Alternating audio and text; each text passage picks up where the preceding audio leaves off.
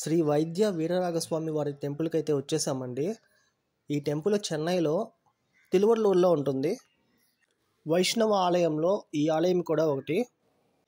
ఆలయంలో ఉన్నటువంటి వైద్య వీరరాఘస్వామి స్వయంభూ అండి. అనారోగ్య సమస్యలు ఉండేవాళ్ళు ఎక్కువగా ఈ టెంపుల్కి వస్తూ ఉంటారు. కనకవల్లి తయార్ అని అంటారు చెన్నై వాళ్ళు, వాసుమతి అని కూడా అంటారు.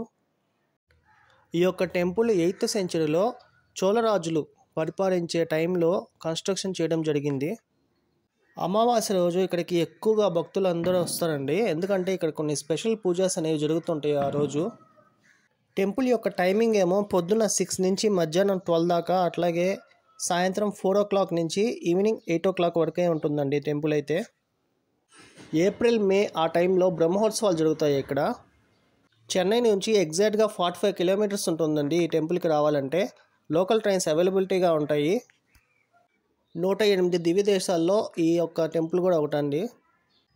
ఈ యొక్క టెంపుల్ యొక్క బ్యాక్ సైడ్ కనుక మనం చూసినట్లయితే శివాలయం కూడా ఉంటుంది. ఆ శివాలయం కూడా చాలా చరిత్ర ఉంది. ఇప్పుడు మీరు చూస్తుంది శివాలయం అండి.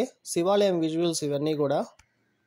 ఈ యొక్క శివాలయం పేరు ఈ యొక్క టెంపుల్ టైమింగ్ మార్నింగ్ 7 o'clock నుంచి మధ్యాహ్నం 12 o'clock, అట్లాగే ఈవినింగ్ 4:30 నుంచి నైట్ 8:30 వరకే ఉంటుందండి.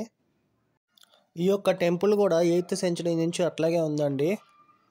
రీసెంట్గా కొంచెం రీమోడల్ అయితే చేస్తున్నారు. టెంపుల్ బయట అయితే కోనేరు ఉంది. మేమైతే దిగలేదు, చాలామంది దిగట్లేదు.